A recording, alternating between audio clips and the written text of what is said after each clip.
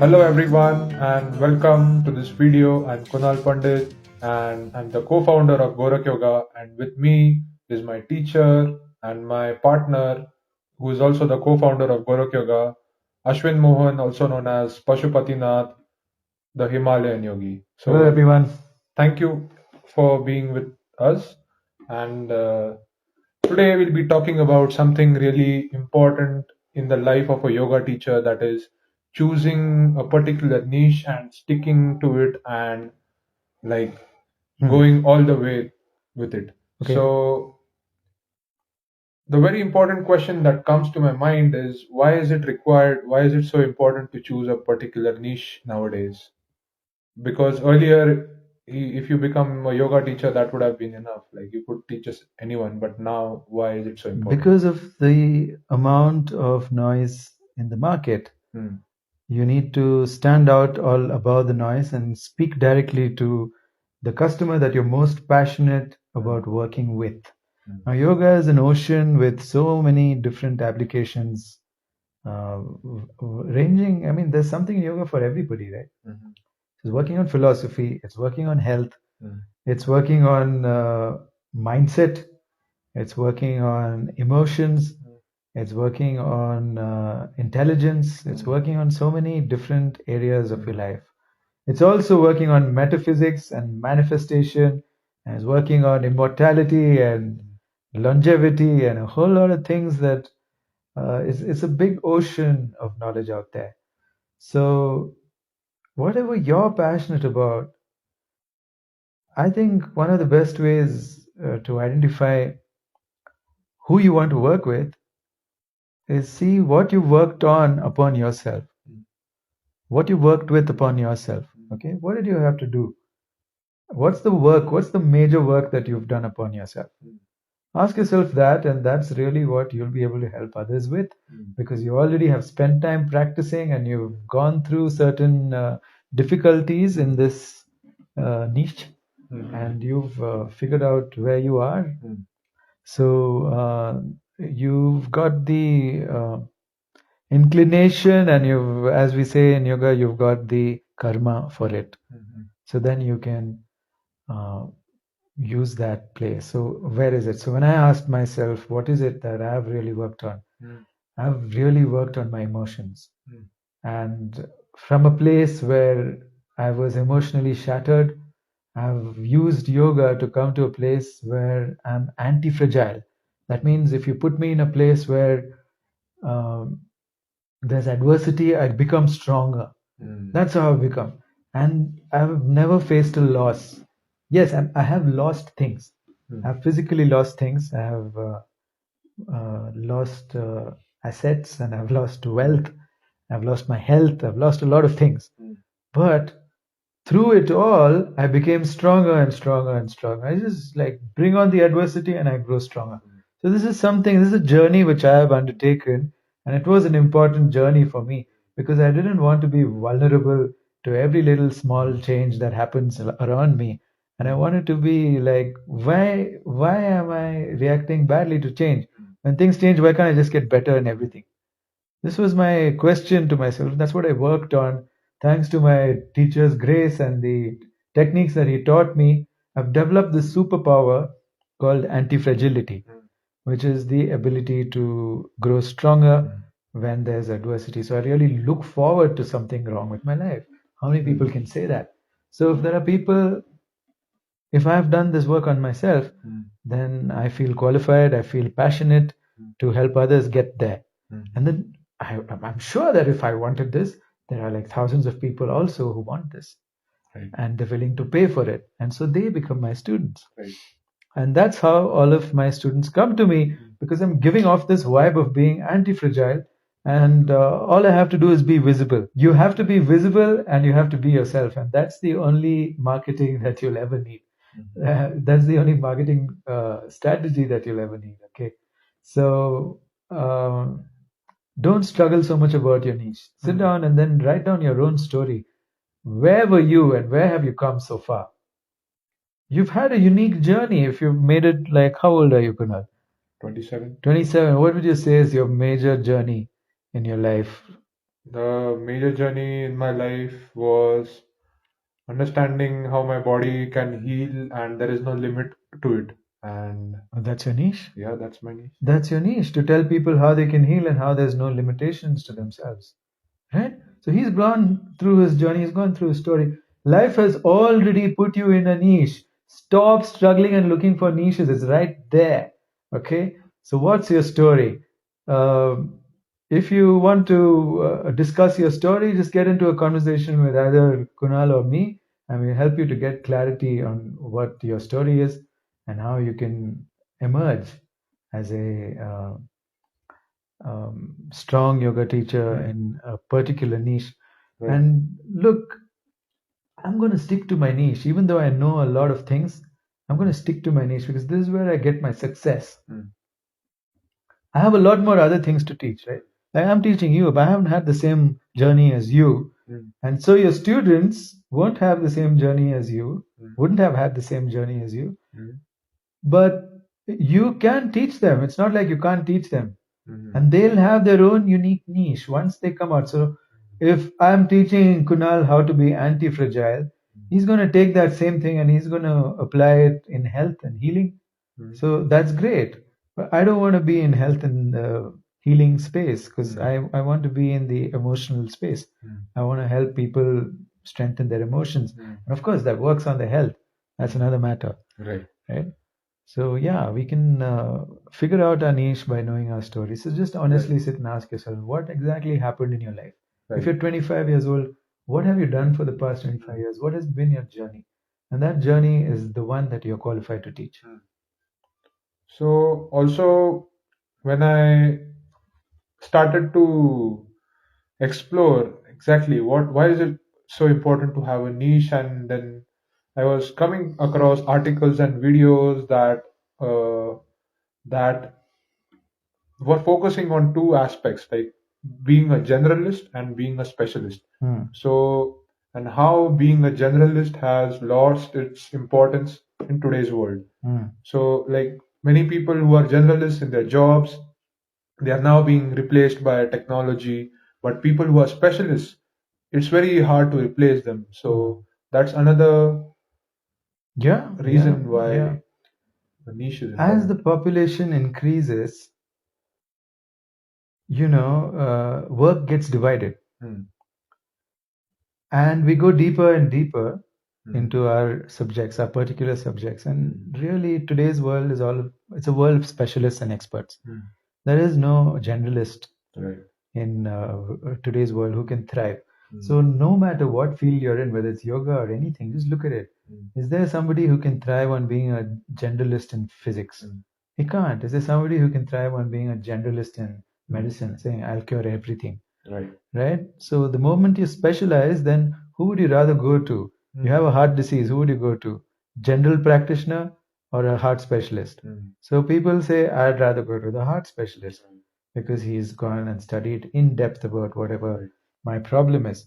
So the deeper you go and the better you specialize, and the more articles you put out and the more content you put out about you being an expert in that niche, Right. people are going to trust you more. So that's why it's so important to become a specialist today, and in the future, it's going to be really important. If you position yourself as a specialist today, if you start working today, position yourself as a specialist in the right way. Like what you should understand, what are the emerging fields, what and how you can, even though if it's not on the map of an emerging field, and if it's something really new and unique that you can create, you should definitely go for it and you should choose it as a niche. And who said that you can't change your mind or you can't change your niche? It's not written in stone. Right. I experimented with several niches before I came upon my niche saying I want to work on the emotional space. But of course, because I've had several journeys as well, right? Everybody's had more than one journey too. Right. And now I'm 42, so I've had like several journeys. But the one that I relish the most is the one that I'm going to teach the most. I've had transformative physical journeys as well. I've gotten rid of a lot of my diseases as well. that's not something I connect to on a internal level. So here's what I connect to on an internal level, and it took me some time to find that. Even though I was following my own advice of doing my own story, I had several stories. I've had a metaphysical journey, which also I feel I am not that connected to it because at the end of the day, I'm a people's person. I don't want to be introverted. I don't want to go into myself and then talk about samadhi myself and talk about kundalini rising and different experiences and different chakras. I'm not interested in that kind of stuff because I feel it's all about isolating other people. People get into that journey because they hate other people, and I did that too. I got into that kind of journey because at some point I started to hate other people and I wanted to become powerful so that I don't need other people. So that was a journey too. It's not a journey I'm particularly proud of, but I've taken that journey. And there are a lot of people who want to take that journey too, and that's a valid part of yoga as well. So you have to get tired of being introverted before you become extroverted. Because in the beginning, people who come to yoga are just looking at fixing themselves. They want to fix something about themselves. They're not really not thinking about how can I help others. So when you go through that journey and you fix yourself, then help others to fix themselves. That's what you should be doing. Right. So it should be a fine balance, between uh, helping others as well as from learning new things and helping yourself grow as well. So, Babaji, my teacher, always mhm. said, do not serve from empty. Hmm. So if your water tank is empty, don't try to fill someone else's water tank. You can't. Right. Where are you going to get the water from? Okay, so you've got to keep your tank full. Then you can distribute, and you've got to keep filling your tank. So self nourishment is the basis of nourishing others. If you don't nourish yourself, you can't nourish others. There's no question of balancing the two. First, you have to be fully nourished. Then you can go out and nourish others. Okay. Yeah. So moving on to the next question, uh, what comes to mind is for me as a new yoga teacher, Hmm. what kind of a niche should I choose that like can get a good traction? Like there is a lot of saturation in the weight loss, yoga for weight loss, yoga for uh, tummy fat reduction, Mhm. and yoga for stress relief. There's a lot of saturation in that market. Well, if you've had a good journey losing weight and you've managed to help a few people lose weight, then why not? It Right. doesn't matter if the niche is saturated or not. A lot of people are opportunists. They don't know how to help people lose weight, and they're in the weight loss space because simply it just makes it attracts more people, right? Those guys are not going to make money on the long run. They might, of course, get their uncle and their aunt to sign up and the few friends that they have, but you can't fool other people after some time. So unless you're really good in something, it's not going to you're not going to make any impact in that niche. Okay, so you've got to be very good at what you're doing. Right, right. So if you're very good at weight loss, don't look down on the weight loss niche and say it's saturated. I can't enter. Of course, you can enter. There's always space for Right, somebody who can right, deliver. right, So you got to be good. right. So also there are many new yoga niches coming up. Like if you are interested, you should definitely check them out. Like prenatal yoga, postnatal yoga, that is yoga for pregnant women, and there is also yoga for senior citizens. There's a yoga for everything. Yeah, yoga for everything. Yoga for cyclists, yoga for joggers, Right. yoga for mountain climbers. Yeah. You can specialize wherever, right? Now I live in the mountains and I can do yoga for recovery from trekking, you know, and then I'll get a lot of people if I do that. But I'm Right. not into that niche because I'm no good at that. Right, right. I mean, I'm good at it. I can help people recover. I'm not good at sticking to it. I'll get bored of it. How many times I'm gonna help someone release their sore hamstrings? It's not. It does not bring me as much joy as helping someone get over their emotional pain and then creating a new journey out of that emotional pain because their whole life they've been going into that pain and now Right. I can help them to come out of that pain. So that excites me. That's like, wow. And I'm learning more and more about it, you know. So everything that I've learned from my students, it opens my mind and says, this could have happened to me. if I had used my mind in the same way that they have used their mind, this could very well have been me. Right. So then I realize, I learn from each student. So that's why, um, find a niche that you're drawn to, on which you're familiar with. Hmm. Don't try to teach something just because you fancy yourself to be good at it. Hmm.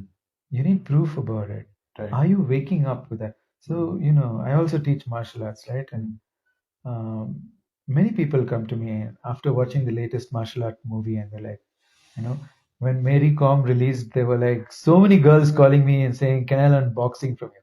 And I'm like, "No, you can't. Not right away. You know what? If you still want to learn boxing, call me back after a week, Hmm. because my batches are only starting then. So I'm sorry, I can't do it. Sleep on it, and I'm going to give you this exercise. You do 100 push-ups every day, Hmm. and then call me back after a week. You should have done 700 push-ups by then. Then I'll take you as a student." Hmm. One girl called back out of 25 or 26 who contacted me. She had actually done the push-ups, and I taught her, and she became a good boxer. Oh. Okay, so it's all about, can you put, is it what you're passionate about? Then nobody can stop you from doing it, right? So if you say, I want to get into a niche of postnatal yoga, you should be obsessed about how women can get back feeling sexy about themselves Hmm. uh, after they give birth to a baby, because it's a very emotionally Right. draining Right. experience for Yeah. women. If you're not passionately thinking about that every day, saying, how can I make women Yeah. feel better? Then don't get into the postnatal yoga space, because that's not what you're thinking about. Are you a mother yourself? Have you gone through it? Or are you a father, and have you seen your wife go through it, for you to understand what was the emotional trauma that she went through when she lost her shape, when none of her clothes fit anymore?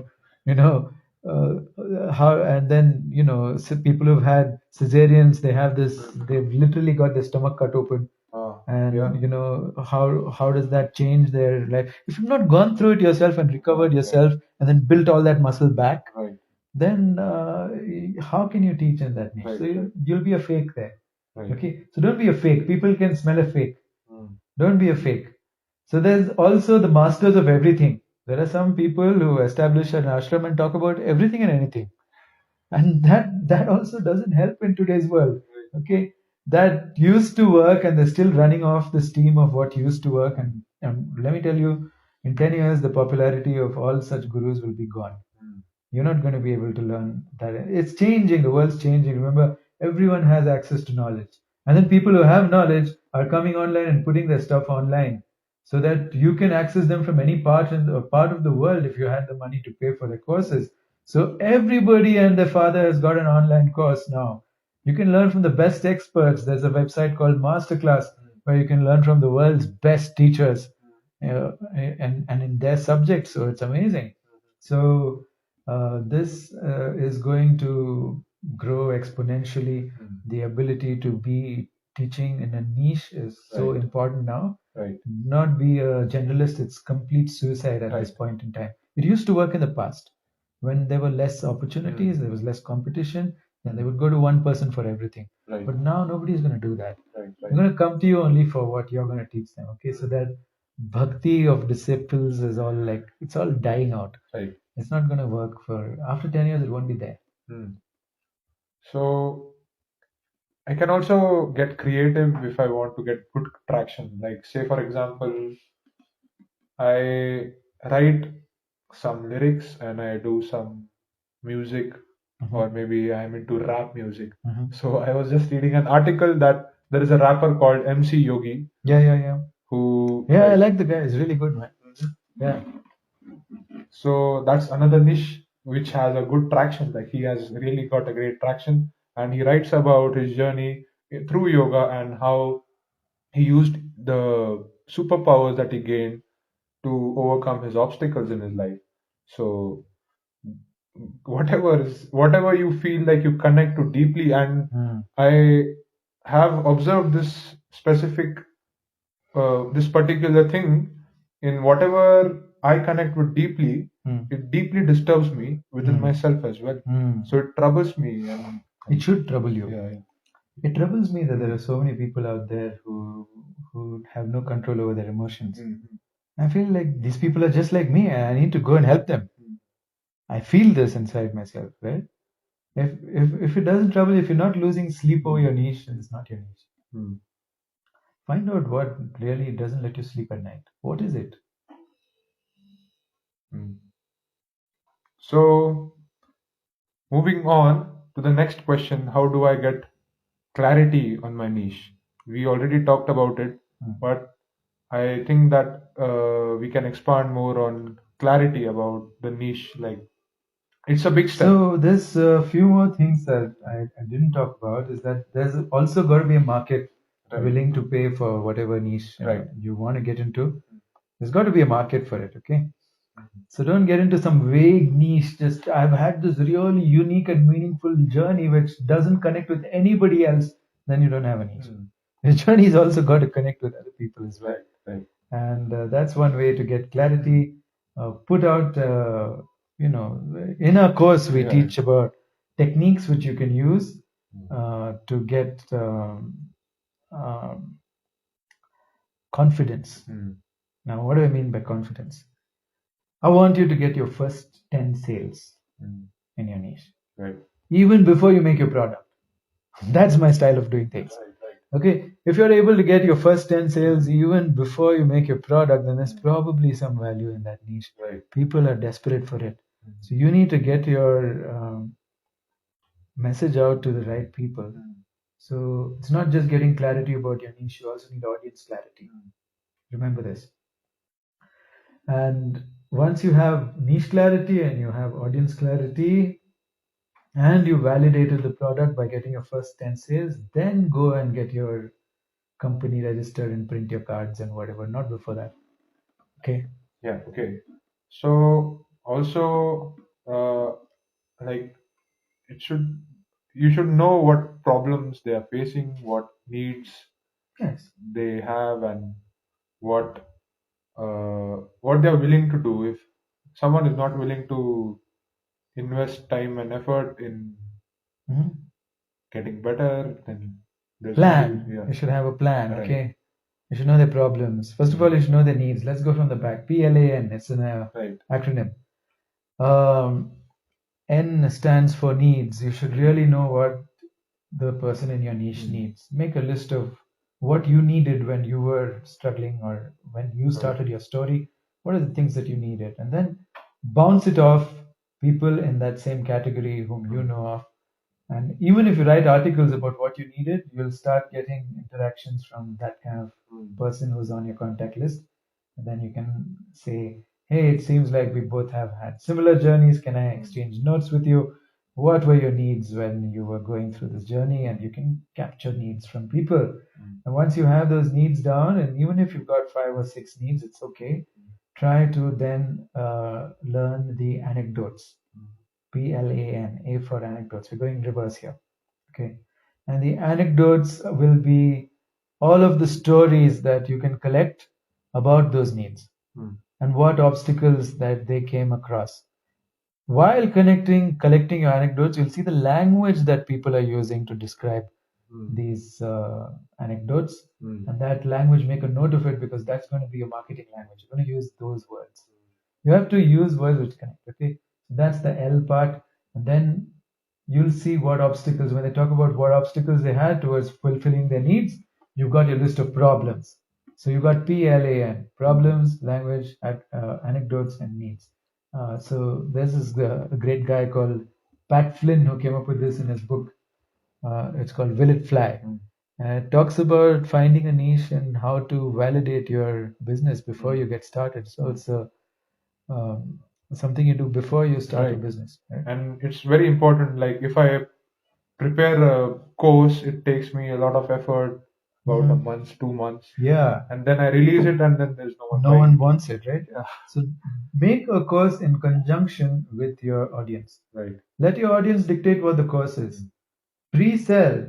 Sell out your course. Sell 10, 15, 20 seats, whatever you can on your course. Then start building the course and collect information from your audience and then build the course accordingly, right? You remember my Karma Visarjana course. Right. I didn't make the syllabus right in the beginning, but I told people, I attracted people by telling them exactly what will happen from the course. That's about it. I didn't really write Right. down anything in stone. Right. And then every day I would take feedback from my audience and I would create techniques for them to overcome their karmas. Right. And I was like 75 hours of solid meditation, Right. Right. which means, and it was feedback based. It was built by the students. Okay. Right. So you've heard of a form of development called the agile development. In agile development, what software people do is that they make a minimum viable product. They call it MVP. So you make your minimum viable product and put it out there, and then keep developing it Right. with the feedback from your Right. customer. Right. So it gets better and better. So your product is going to get better in 2020 than it was in 2019. Right. And there's nothing wrong with this model of development. We can Right. adopt it even in our yoga. Right. So that R&D part of you, the research and development part of you, has to be really strong. Right. And you've got to be on top of that. You've got to be passionate about research and development. If you're passionate about that part and you're also passionate about the marketing part, then you've got two things down. Then the rest of it will fall in place. Right. Right. So you talked about choosing the right target audience. You talked about how you can establish yourself as uh, someone who can make an impact Mhm. in your niche, and that's how you, like, the feedback is very important. The student feedback is very important if you want to achieve this. And if just come up with a list of questions maybe that you can ask to get that feedback, and just in a conversation, or maybe even a survey, a Yeah. short survey Yeah. works. Survey works once you've interacted with enough number of people. So I would say that until you've talked to 15 or 20 people and you've talked to them one on one, and then you've got some clarity, you've spent half an hour or an hour talking to each of them, then you can make a survey. Right. Right. Just to confirm whether what you're doing is right. Because even to make a survey, you need some information. Right. So just start talking to people the old fashioned way. Don't be afraid to talk to people. They want to talk about this. Right. They're waiting for someone to ask them the question that you're going to ask them. So just start a conversation and say, hey, how's it going? Just like how when you made the Surya Namaskar product, you didn't know what you were doing, right?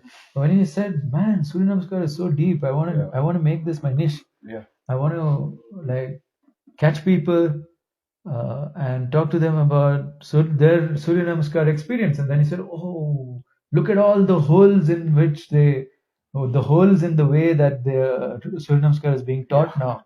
And now I can fill those holes, Right. so I can fill those gaps. Look at all the gaps. And you can fill those gaps, and that's your niche. Right? And you're like, man, this practice has helped me. Right. I practice it every day. There's not a single day I don't practice Surya Namaskar. Even if I wake up late, I'm going to go out and still practice that Right. Surya Namaskar. Right. I'm going to finish my practice because you're enjoying your practice. Yeah. So you're well qualified to teach Surya Namaskar. You know what I'm saying? Because you get up and you practice every day. You live and breathe this thing. You're spending hours in it. You're late at night thinking about how you can make your Surya Namaskar better. Yeah. So this is why you're qualified to teach this niche. I'm not thinking about Surya Namaskar all the time. Even though I taught you Surya Namaskar, it's not my niche. You know what I'm saying? But you connected with me because at some point of time in your life, you were on a similar journey like me. Yes, I was in a journey of confusion, which is where you were, right? So when I say, hey, I can get Kunal out of his confusion, what he does after that is up to him. I'm not trying to control that. Right. But I knew that I can take you out of your confusion, get you to clarity, crystal clear clarity about what you want to do. This is something that I knew I could do. So that's what I invited you to learn from me.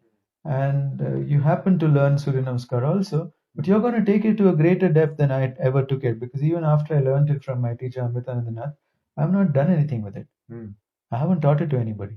You're the first person I taught Surya Namaskar to. Wow. And you're going to take that and make it something that anybody can learn anywhere in the world. So that's how niches are made, right? Yeah. So leveraging the power of the internet to take feedback from people who may not be accessible to you physically. Yeah. When I said make a conversation, a half an hour conversation, I didn't mean in person right in front of them. You can have a long conversation with somebody halfway across the world by using an app like Zoom. Right. So Right. that's how you can do it.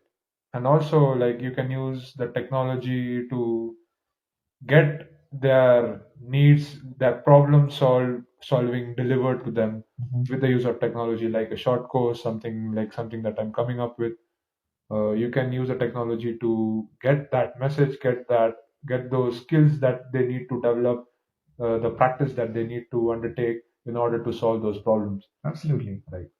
Except touching the person, everything else can be done. Right. You can't physically correct them in their yoga postures with your hands. Right. You'll have to look and then tell them verbally from the other side of the world. But you can impact people on a very deep level with e-learning. Right. Nowadays, many aspiring yoga teachers and aspiring uh, yoga students, and also like well-to-do yoga teachers who want to inculcate the e-lifestyle, become a e-yogi. How can they, you know, how can they? Why is it so important, like, to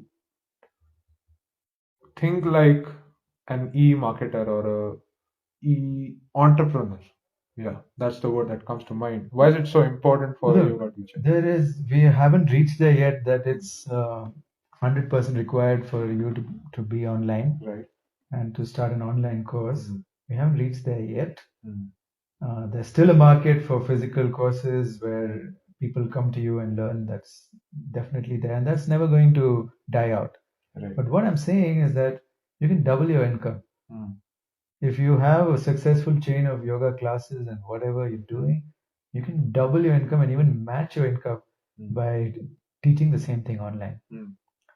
But of course, um, there's a way to do it. Okay, uh, it's not like you're going to get success and you're not going to figure this out without a coach. Right. So you have to get the right kind of coach, and the best kind of coach is somebody who's actually doing it themselves, but also who understands that you need personal attention. Mm. A lot of people are making money online. They have 1,000 students, 5,000 students, 10,000 students, and they don't know them personally. Mm. So that's not going to work out. Your students have to have access to you. If you Right. don't open out access to them and just want to continue to expand and only make money, Right. it's going to be short lived. Right. So you have to get involved with your students Right. on a very deep level. Right. So now about thinking like an e-marketer. Mm. An e-marketer's thinking is nowadays very cliched again, and audiences see through it. Mm. You can't have a formula for selling. Mm. Now, what is the e-marketing formula? You first give out a lot of value, and then finally you make a sale Mm. of some easy to buy product. Mm. When that easy to buy product is bought and the customer trusts you, then you upsell them on something more. Now that's really not a good way to do it anymore, I feel, because you have to be transparent. Mm. Tell people that this is what you are getting into. Mm. They don't like to enter into a funnel and then realize that they're in a sales funnel where you're going to keep widening, or rather narrowing the number of customers, but you're going to be like widening their wallets, right? I think people want to know in advance how much they'll have to spend here and what they're going to get. Yeah. Be transparent about all these things. Be honest and don't do to others what you wouldn't like done to yourself. It's that simple, right? Like, just have some taste in the Right. way that you're marketing yourself. Right. Don't go all out and then cheat people and then make them spend money, and Right. later they don't get what they paid for, and then they're so sad. Right. So it's very important. I feel that many yoga teachers, they everyone is unique their own way. So everyone's content is going to be unique. They are responsible for making their own content. They are responsible for getting their own students. Right. They're responsible for creating a healthy learning atmosphere in their classes. So it's like being an entrepreneur. There are many similarities. No, what you described is being a solopreneur. Okay. Okay. I don't think anybody should be a solopreneur. Okay. I think at some point you have to learn how to recruit people. Yeah. And you have to share the work, then things will Mm. get fast. If you're going to do everything yourself, Mm. then you're asking for trouble. Right. Because Right. when you grow, it will not be sustainable. Okay. Mhm. So there are many functions in the company. You don't have to do things that you don't want to do. Right. You don't have to. You just need Right. to find someone who's good at it and who's Yeah. willing to do it. So that's why your vision becomes so important. Mm. Trade a bit of your vision to people and they will trade their time to work with you. Okay. As long as you've got a vision that is big Mm-hmm. and that is exciting, Mm-hmm. then people are going to work with you. Okay, so getting your vision down Yeah. to one Right. single statement that you can talk to people. Right. Right. You can tell people, like I tell people that I can help you to bounce back. I want to help 1 lakh people